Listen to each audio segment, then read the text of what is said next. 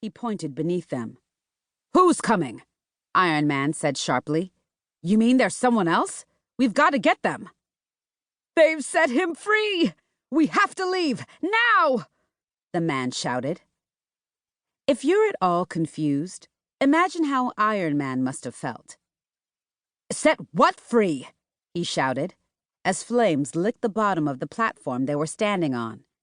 He moved to grab the man, but as he did so, something swiped Iron Man from behind. It knocked the Avenger off his feet and onto the hard metal surface. Shaking it off, Iron Man looked up just in time to see an enormous hairy hand reach for him. Before he could act, the hand grabbed Iron Man. The Golden Avenger tried to break free, but the giant hand shook him like a rag doll, leaving Iron Man thoroughly disoriented. "What in the—" he said, as he struggled to get a look at the thing that was giving him the worst case of vertigo since that time he rode the world's largest roller coaster with Hawkeye.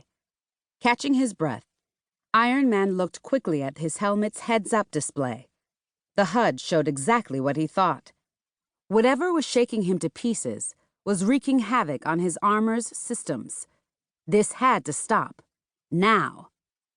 Iron Man fired a few rapid repulsor bursts at the hand, and he heard something shriek. The sound was booming. The hand let go, and Iron Man activated his boot repulsors to take to the air.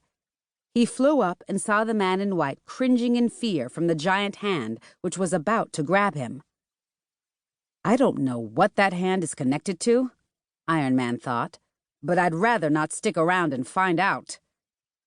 In an instant, he was next to the man in white. He grabbed him by his jumpsuit just before the giant hand could swat him away. Another burst of repulsor fire gave Iron Man a little room to maneuver. He jumped off the platform with the man in white just as his repulsors kicked on. Flying away from the burning rig, Iron Man headed toward one of the Coast Guard ships with the man in his arms. "I'm gonna bet there's a pretty interesting story behind all of this," he said to the man. "How about I drop you off and you tell me all about it after I put that fire out?" Hovering over one of the ships, Tony dropped the man onto the deck. The man was caught by a couple other people wearing similar white jumpsuits. That's when Tony noticed something else.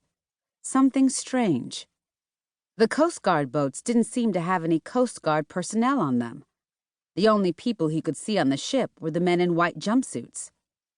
An explosion from the oil rig drew Iron Man's attention, leaving him no time to ponder this weird development. He double-timed it back to the oil rig and flew once more into the chaos of growing black smoke and flames. He steeled himself for an attack as he prepped his armor to fight the fire. To Iron Man's great surprise, there was no sign of the giant thing that had attacked him. It was like it never existed. How could something so big simply disappear?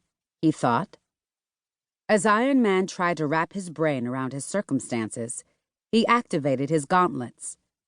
Thin streams of an oxygen-depriving chemical sprayed outward. Iron Man worked his way from the tower down to the oil rig proper, aiming for the source of the fire. Slowly, the flames began to die out.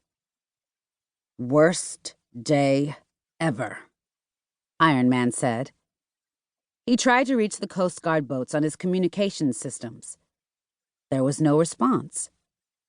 It was like they never existed. From aboard one of the Coast Guard boats, a man clad in a white jumpsuit watched the events on the oil rig via holographic monitor. He watched Iron Man slowly, methodically put out the flames on the rig. "Well," said a voice over the computer, "how did our little test go?" The man in white shifted in his seat.